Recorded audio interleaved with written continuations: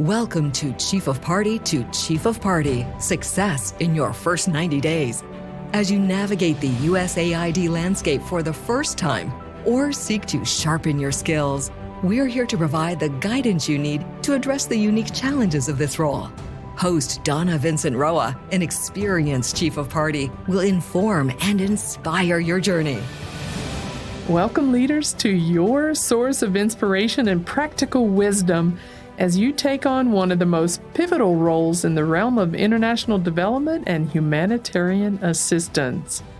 I am Dr. Donna Vincent Roa, and today we're unraveling the nuances of transition planning, a phase in your project's life that demands not just attention, but strategic orchestration.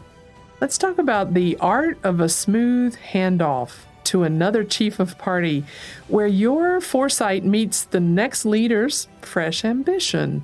It's essential to acknowledge that transitions like this, well, they're more than mere formalities.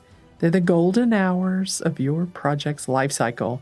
They're the moments where your leadership and preparation crystallize into a sustainable future for your project. So how do you ensure that this handoff is not just successful, but seamless? It begins with setting the stage way before the curtain call. As project leaders, we've got to recognize that every single decision we make is a building block for tomorrow's project structure. It's about constructing a foundation so robust that when the time comes, the transition is, well, just another step in a well-rehearsed dance. All right, let's set the scene. You're months away from transition. The project you've nurtured is a thriving ecosystem of relationships, great processes, and certainly impacts. Now it's the time to ensure continuity and growth. How do you make sure that the next Chief of Party steps into a role that's been set up for success? The key is to start with the end in mind. Consider from day one how you'll share the story of your project. It's not about where you've been, but also where you're headed. It's about capturing the essence of your strategies, the challenges you face, the solutions you've engineered, and those great partnerships that you've fostered. Here's a thought.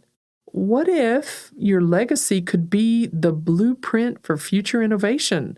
Your experiences, the lessons you've learned, all of these can be a catalyst for your successor to unlock potential of your project and to push the boundaries even further. As you begin this process, remember it's really more than a transfer of duties. It's about conveying the culture you've cultivated, conveying the spirit of the team, and the ambition that really drives your project.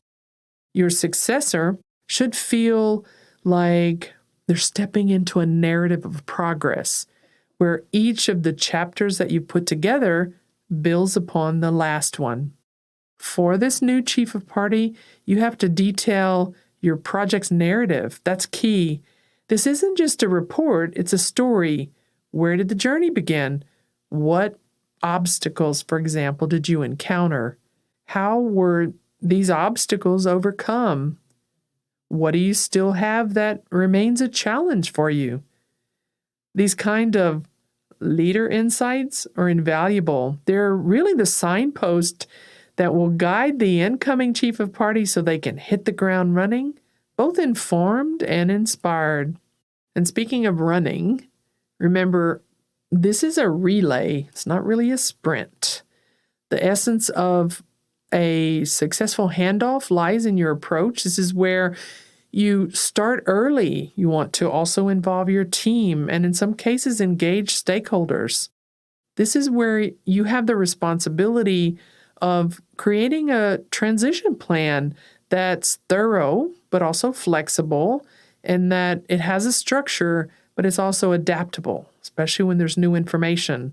This kind of plan is to really foster a sense of continuity where this particular change in leadership feels like a new chapter in the same book, not a different story altogether. Consider in this plan the relationships that you've built, how these relationships are integral to the project's pulse. Your successor needs to understand the landscape of these connections, so take the time to facilitate these introductions. Share the nuances of the various stakeholder dynamics, and highlight those who've been instrumental to your progress, the champions.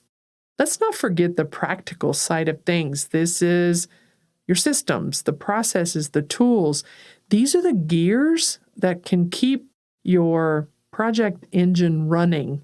You want to ensure they're set up properly, they're well oiled, they're documented. You want to make it easy for the new leader to take the wheel without missing a beat. This includes everything from your project management systems to the data. All of these are compasses for decision making currently and in the future. The documentation that you have on your project should also breathe life into your daily operations so that the new leader will feel that it's intuitive for them to step in and automatically steer the course. It's not like you're just handing over a manual. You also want to share the stories behind the processes. Why do they exist? How have they changed? How have they evolved? And also suggest ideas for innovation. Engage as early as possible with your successor. You want to create a dialogue that allows for mutual learning in the right time. You want to share insights on how to navigate USAID regulations. Where do you find your best practices? Share those. You can also share the acronyms that come with all of this. We created in the early project stage of the Partnerships Incubator a video called Acronym Soup. Ask your new chief of party to watch that. It's on the Work with USAID YouTube page. This is about crafting a relationship that bridges the gap between your tenure and theirs. The power of mentorship during this phase is important. The opportunity for that person to shadow you, to see how you make decisions in real time, or to understand the rationale behind each move. These are invaluable experiences that you can offer. Send the message that innovation doesn't end with your departure. Encourage your successor to think differently, to see change within this context as an opportunity. Your transition plan should be a living document. It's inspired by continued growth and excellence and even input from your team. As you prepare to hand over the baton, take a moment to reflect on your journey. Look at the achievements, but also look at the missteps and the adjustments and the resilience that it took for you to navigate through those. These are the real gems of wisdom that you can pass on. As we wrap up our conversation today, remember that transition planning is the ultimate test of your strategic foresight. This is where your ability to think beyond your team, your term, and prioritize your project's long-term success. As you approach this transition, do so with the spirit of possibility. You're not just concluding a chapter, you're setting the stage for the next person who's going to be the author of the next surge of progress in a project mission that's bigger than any one leader. Thank you for joining me today. As you step forward, remember that your leadership is not just about reaching milestones, but your leadership is about paving the way for those who are going to follow. I'm Dr. D. Thanks for allowing me to be part of your leadership journey. Have a great week. Thank you for tuning in to Chief of Party to Chief of Party, Success in Your First 90 Days, your go-to source for insightful, actionable guidance that can shape the success of your project. Let's continue to drive change and create impact, one USAID-funded project at a time.